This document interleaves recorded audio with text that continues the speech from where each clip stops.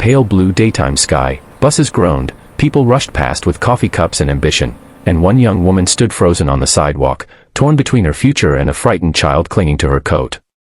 In that moment, when every second mattered, she made a choice that would cost her everything she had planned for, and give her something she never expected.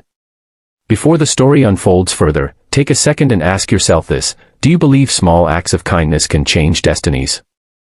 If you do, please like this video, share it with someone who believes in second chances, leave a comment, and subscribe to Kindness Thread, where real emotions and humanity still matter. Her name was Emily Carter, 28 years old, wearing a modest navy blazer she had borrowed from a friend because she couldn't afford a new one. Inside her bag was a printed resume, slightly wrinkled from being handled too many times, and a folder holding her last hope.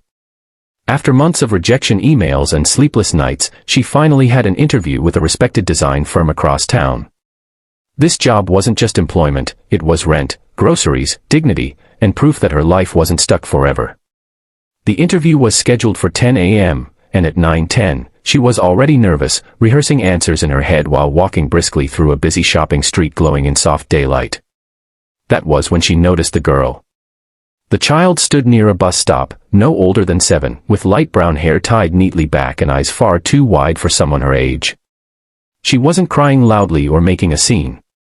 She was standing very still, clutching a small pink backpack, looking at every passing adult with quiet panic.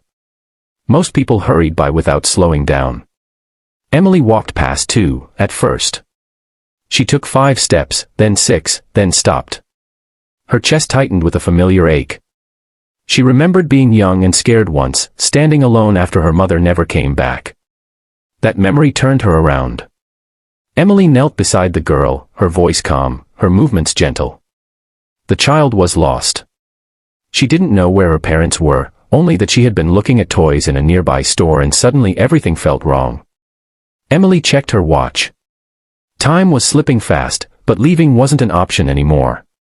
She guided the girl to a shaded bench, bought her a bottle of water, and scanned the crowd, hoping for a frantic parent searching nearby. Minutes passed. No one came. Emily made calls to nearby shops, then to local assistance services, explaining the situation while trying to keep the girl calm. Each call ended with instructions to stay put, to wait, to be patient. With every passing minute, Emily felt the interview slipping further away.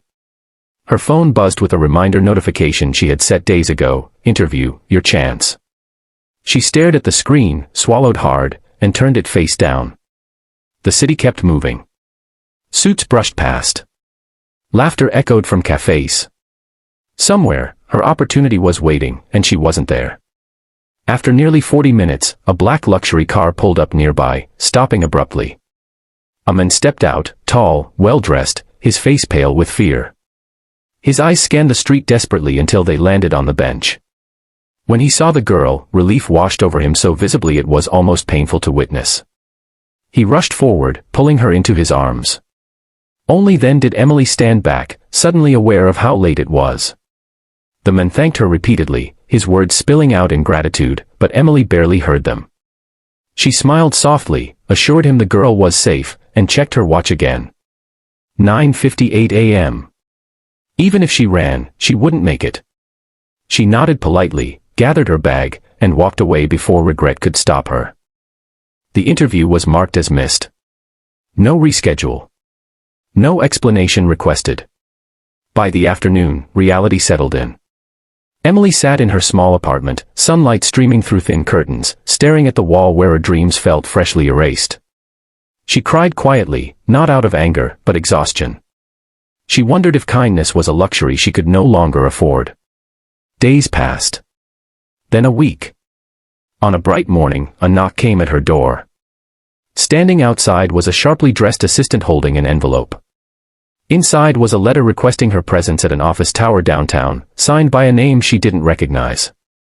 With nothing left to lose, she went. The building was unlike anything she had entered before: glass walls, open daylight flooding every floor, quiet confidence in the air.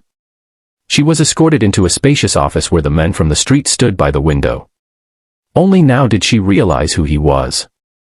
A self-made millionaire, philanthropist, and CEO whose name appeared regularly in business news. The lost girl had been his daughter. He explained that day had been the worst fear of his life, and Emily's actions had done more than return his child, they had restored his faith in people. He had asked around, learned about Emily, her missed interview, her background, her struggles. He didn't offer charity. He offered opportunity. A role within his company that valued empathy as much as skill. A position that would grow with mentorship, stability, and purpose. Emily didn't cry this time. She listened, steady, overwhelmed in a way that felt healing. She accepted. Years later, Emily would walk through that same city, not rushed anymore, still noticing people others overlooked. The girl would grow up safe and confident, often reminding her father of the woman who chose kindness over convenience. And Emily would understand something she hadn't that morning, that the right doors sometimes open only after the ones we wanted close. If this story touched you even a little, please pause for a moment and write a comment below. Tell us if you've ever faced a moment where kindness cost you something, or changed your path in ways you didn't expect. And before this story ends, we ask you from the heart, if this video moved you, inspired you, or reminded you of the good still alive in the world, please like, share, and subscribe to Kindness Thread. Your engagement helps stories like this reach others who need them today. Because sometimes, missing one interview is how you find the life you were truly meant to live.